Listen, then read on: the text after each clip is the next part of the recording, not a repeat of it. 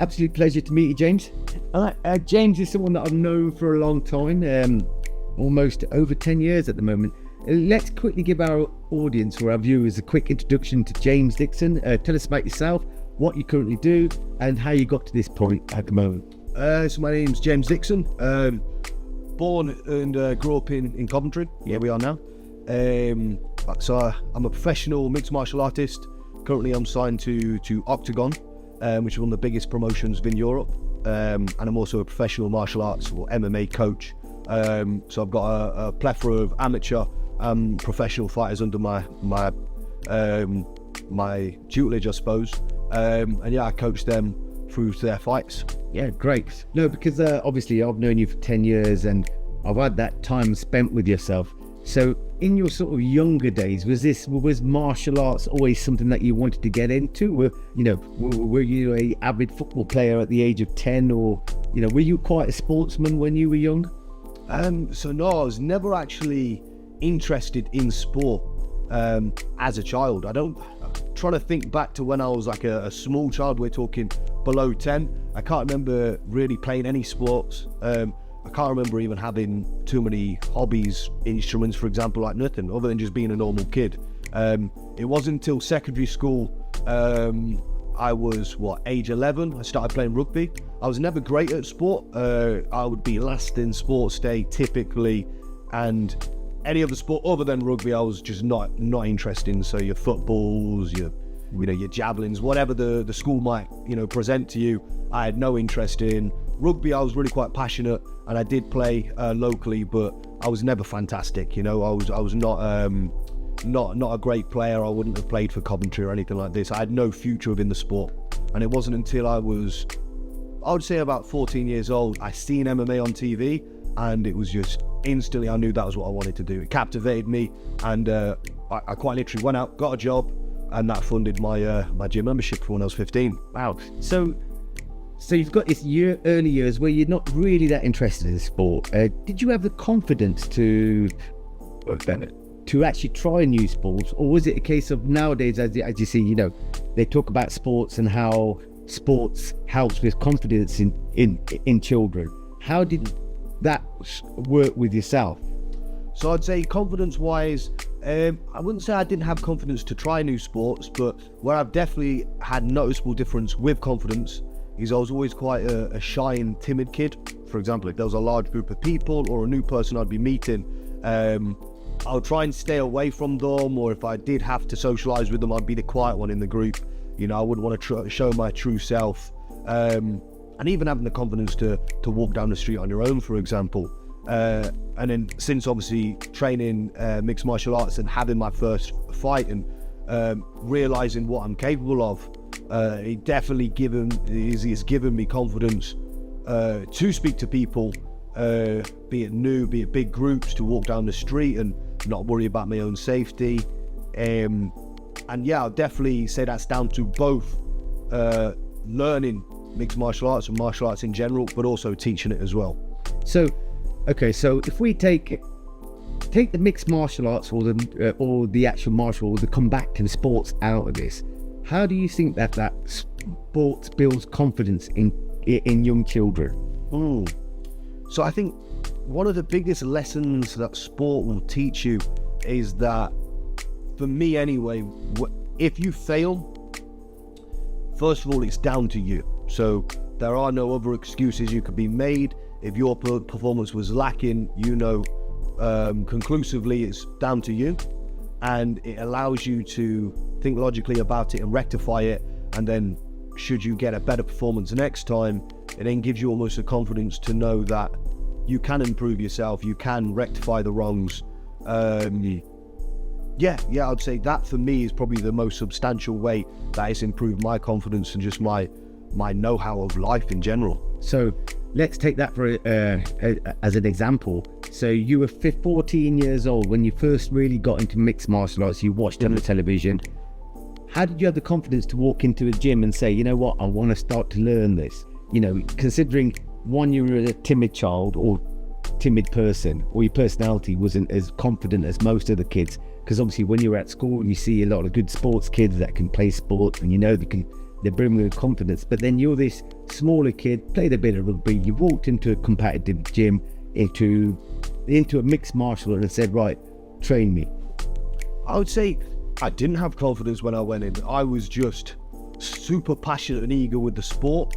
And I went in the gym and was just like, a ghost. I just kept myself quiet, kept myself in the corner until I started to gain a bit of knowledge, and a few months down the line started to come out my shell a little bit more. So I'd say, yes, I had confidence to walk into the gym, but I definitely didn't have confidence that I've got now, and it wasn't until actually training the sport where I gained that confidence. Right, so if we take a step back and we talk about kids in general, so we've got kids and how sport can bring confidence. So you mentioned that it really depends on the individual, in effect. I mean, there are kids that are going to try sports and really don't get on with it and they lose that confidence. But how can we help children to say, look, you've got to stick at this? Is this down to the mentor or the teaching? How do you install that confidence within the children and say, look, sport is there and it can help you to achieve this? So I'd say, yes, it's definitely down to the mentor to show them different routes as to how they can improve themselves. Like they're saying, that there's more than one way to skin a cat, so there's never just one way to success, even within a single sport, and it's down to the coach to find that avenue for the student, the athlete, the sportsman, whatever. So providing we've got a good coach, they should be able to almost teach the athlete, the student, how to learn, because there's so many different ways to learn. And then once somebody starts to understand that they're learning, progressing, get better, and then it almost becomes addictive. So I do think that everyone's capable, of course, not being a world champion in every sport, but everyone's capable of learning and developing and progressing, and it's just trying to find the right way to do so. And then once they do, it becomes far more exciting. Right, because when we see a lot of the clubs that we see, in martial arts, big football, we see a lot of parents bring their kids in very early, at 6 and 7, and maybe even at 4 and 5 to teach them. Do you think that is always the right way to go to build the confidence, or do you leave the child to 11, 12, 13, and where he actually finds his own passion for it? Or do you believe that the kids, when they're younger, they kind of can lose that confidence and then move on to other things? Yeah, so how I would personally do it with a child is I would expose them to as many different sports as possible at an early age. They're going to develop numerous different skill sets, balance, coordination, strength, speed, etc. And they're going to dip their toes into lots of different activities.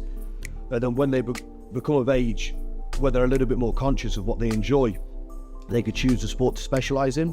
And all sports will develop the same sort of positives from it, just general overall fitness, as we talked about, confidence.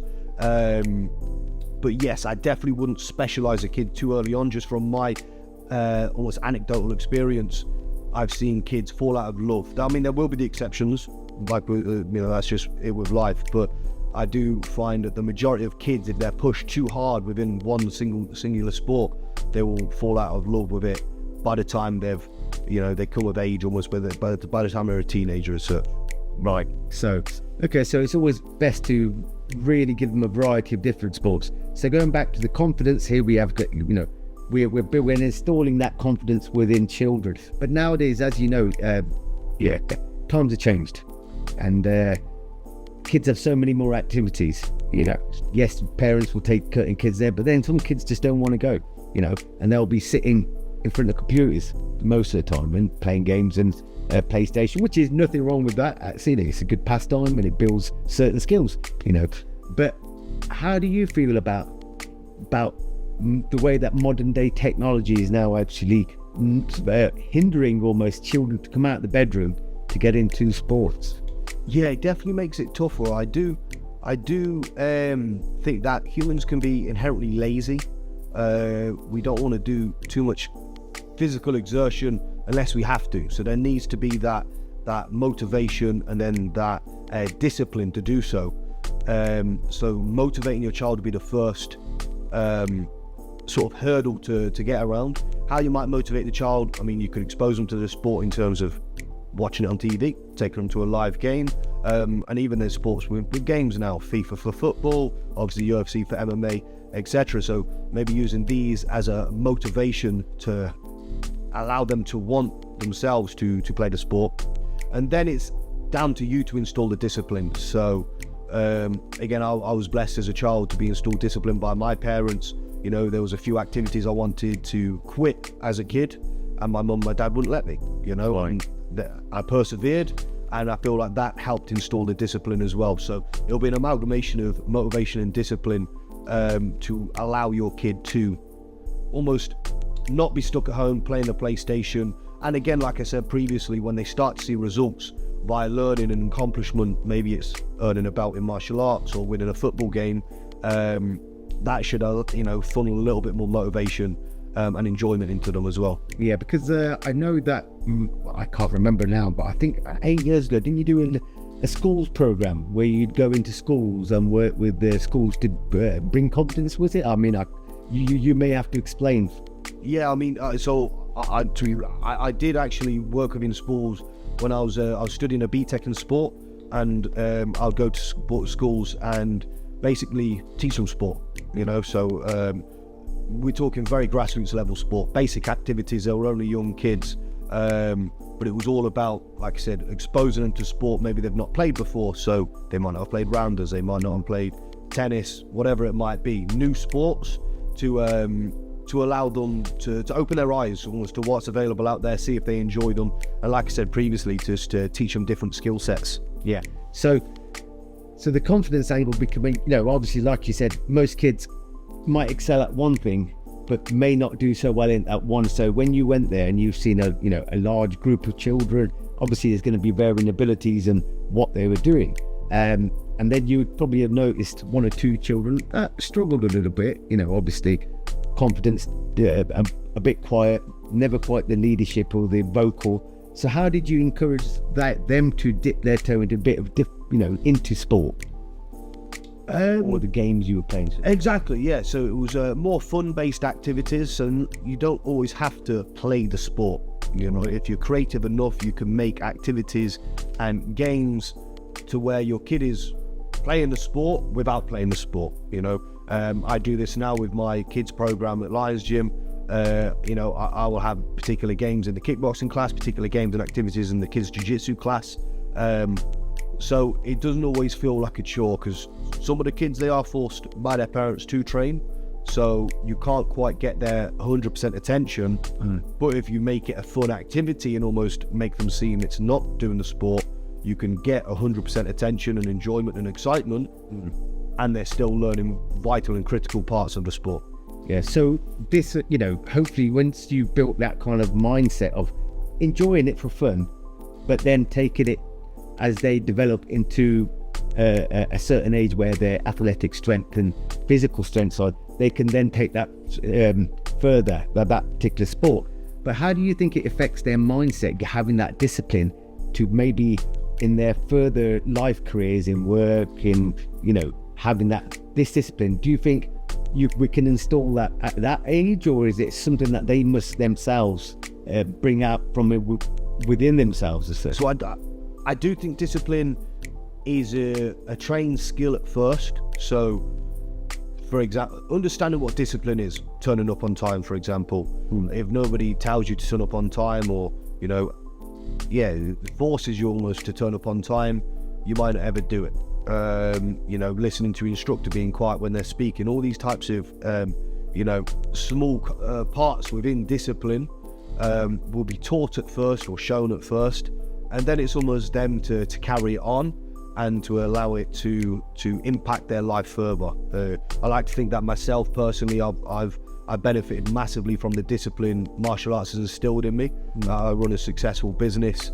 And I've seen many other people, my teammates included, run successful businesses utilizing a lot of discipline from martial arts. Right, and sports in general. Exactly. So, nowadays, obviously, like we spoke, kids have a lot more activities.